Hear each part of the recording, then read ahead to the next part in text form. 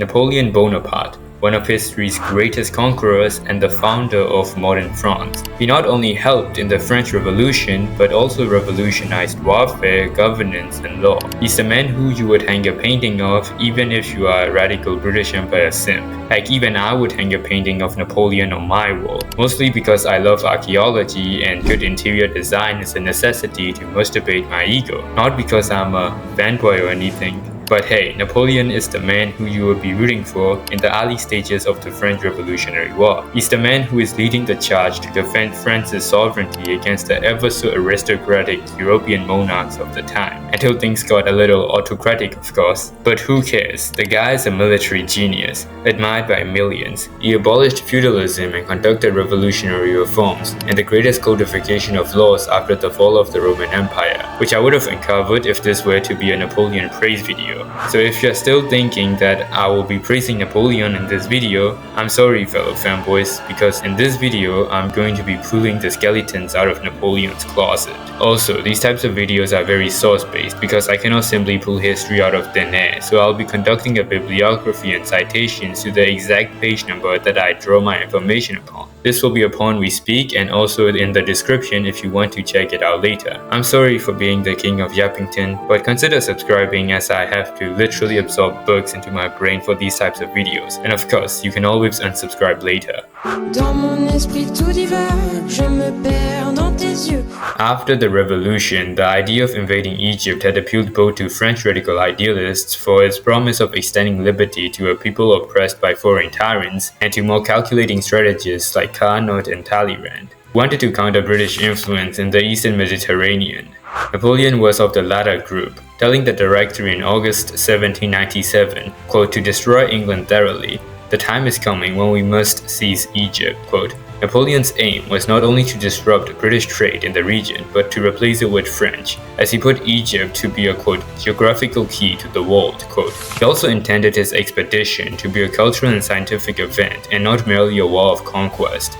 And so Napoleon sailed to Egypt with 38,000 soldiers, 13,000 sailors and marines, 3,000 Martian seamen, 2,200 officers, and 167 scientists and researchers. And on the 1st of June 1798, Napoleon landed in Egyptian soil, or more like a beach. He quickly took Alexandria, where he stayed for a week, and set out to Cairo on July 7th. After the Battle of the Pyramids in July 21st, Napoleon and his men entered Cairo. However, the campaign in Egypt turned upside down when in August 1st, Admiral Nelson sunk Admiral Brueys' fleet in Aboukir Bay, which was the fleet that carried an estimated 60 million francs and was supposed to carry Napoleon and his men back home. I got to give Napoleon credit. The guy did everything he could to woo the Egyptians, even funding sacred festivals like the Prophet's birthday, despite the lack of funds. He also embraced Islam as much as he could and made scientific education and law reforms.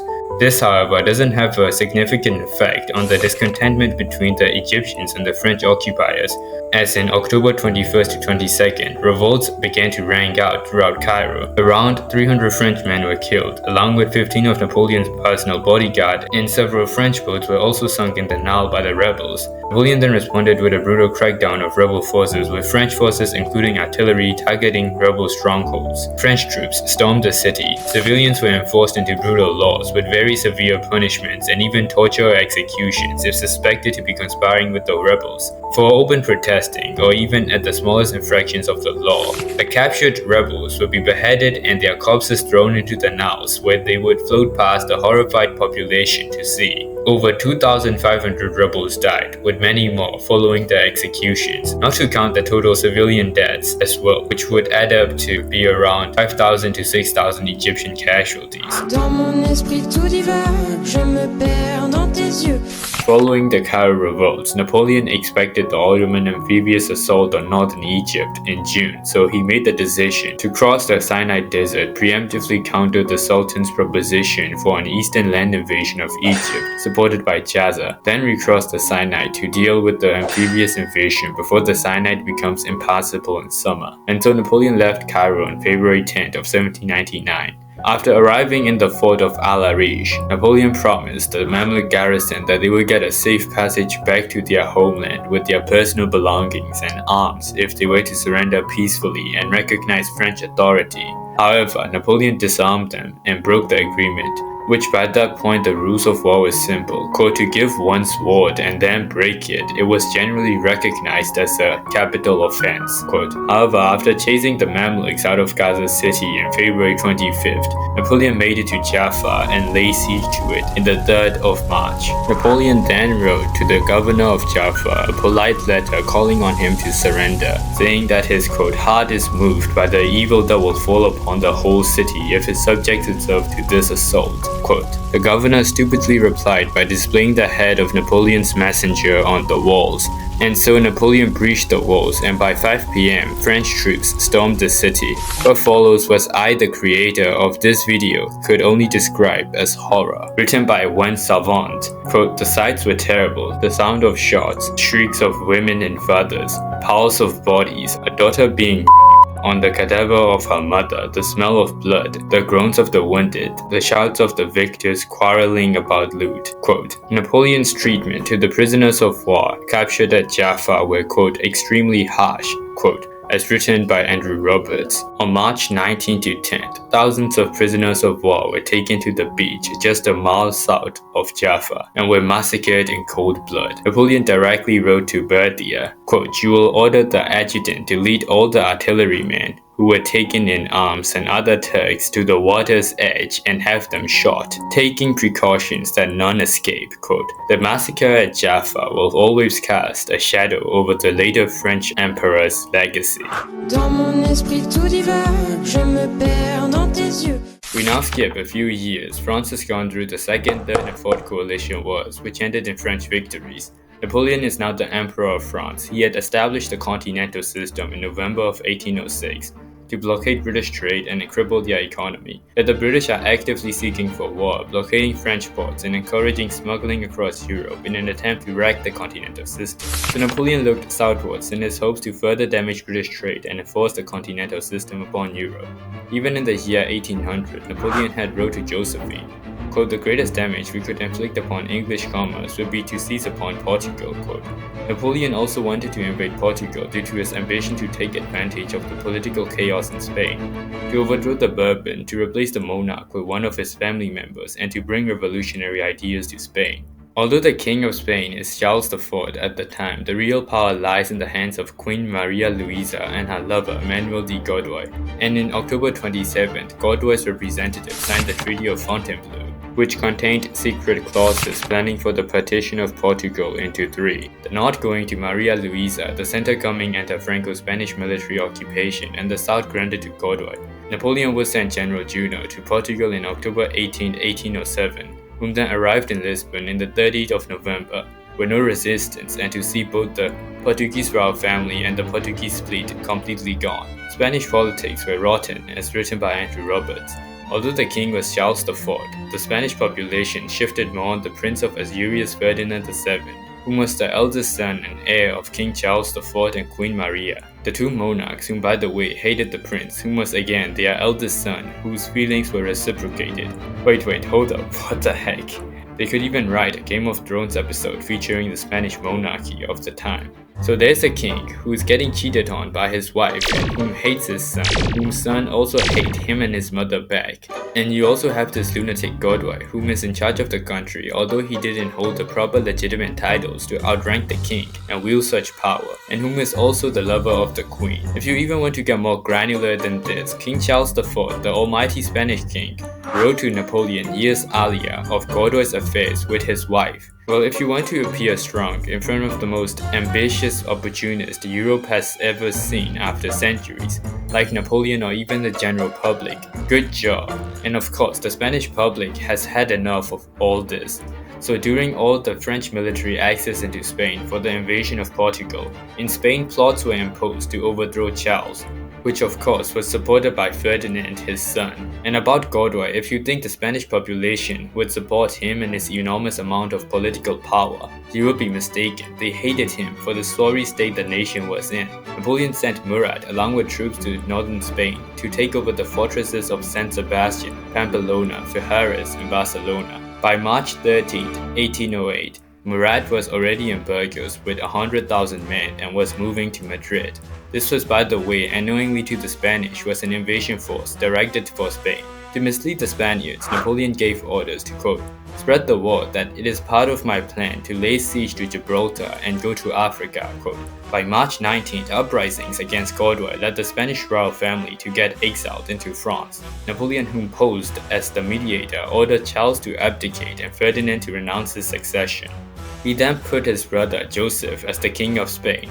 Spoiler alert, the invasion of Spain was one of Napoleon's first major political and military blunder, resulting in the consequences that will haunt him and his empire for years. The mere decision of Napoleon and his wildest opportunist ambitions either to spread the revolution or due to dynasticism will have rippled effects throughout modern Spanish history leading up to the Spanish Civil War of 1936. But we are here to talk about the war crimes now that I've gone over the context and events of what led to the French occupation of Spain. Once the Spanish citizens realized that Napoleon's brother will be the new king of Spain instead of Ferdinand, they were outraged. The Spaniards dubbed Joseph as the, quote, intruder king, quote, as even before he arrived to Madrid, there were mass insurrections throughout the country. French forces suppressed these insurgencies with brutal force and countless atrocities, resulting in heavy Spanish casualties, as depicted in these famous paintings by Francisco Goya. On May 2nd, 1808, what French officers thought to be a descent over French rule turned into an insurrection called the 12 de Mayo uprising, when the French troops fired upon the protesters whom were trying to stop the royal departure of the children of the remaining royal family members. The insurrections turned into an outright rebellion. In this painting by Goya, you see French Mamluks attacking the Spanish citizens. Afterwards, Murat issued what is known as the Order of the Day, sentencing all prisoners taken with arms in their hands, which, side note, many were not, all persons discovered with arms concealed in their houses, and all distributors of seditious leaflets, the, quote, agents of the English government, and are to be shot, quote. Although one could argue the war crimes were committed under Napoleon's marshal Murat's orders, they were in line with Napoleon's directives to reassert control. I can say this as Charles Oman wrote, quote, for a few days after May 2nd, Murat at Madrid and his master at Bayonne were both living in a sort of fool's paradise, imagining that the affairs of Spain were going off wonderfully well, quote. Of course, by his master, the author meant Napoleon. And also I can say this because Napoleon's strategies and policies involving harsh measures against civilian populations to discourage further uprisings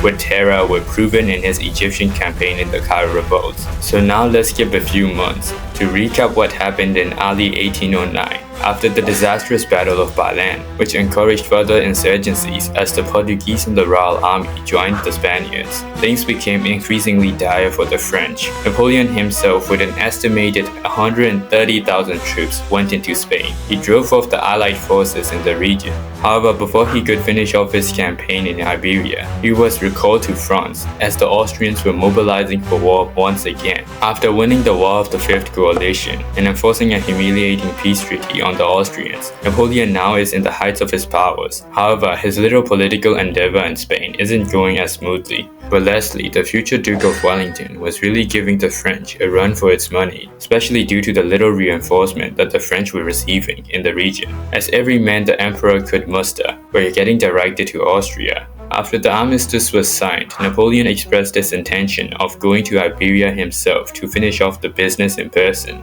But he had made up his mind that it was too late in the year for him to transport any great mass of men to the peninsula in time for operations in the autumn, and had settled that expulsions of the English and the conquest of Cadiz, Seville, and Valencia must be delayed to the spring of 1810. Although there were illusions that the French emperor will march into Iberia himself, which were made even up until the December of 1809, Napoleon, however, was caught up with domestic issues, as this was the moment at which the question of the imperial divorce came into prominence. So he sent Massena and assigned him to be the commander of the army of Portugal, sending him with 65,000 men, which, spoiler alert, isn't enough to take back Portugal from Wellington. Through Napoleon's recklessness in assigning the chain of command in Iberia, with the communication and even internal and health issues Massena is facing, he was still insisted and coerced by Napoleon in continuing the Third Portuguese campaign. After marching through Spain and after the sieges of Ciudad Rodrigo and Almeida, in August 26th, Massena had an engagement with Wellington in the Battle of Bucaco in 27 September of 1810, which didn't go so well, yet he still chased Wellington up until Lisbon.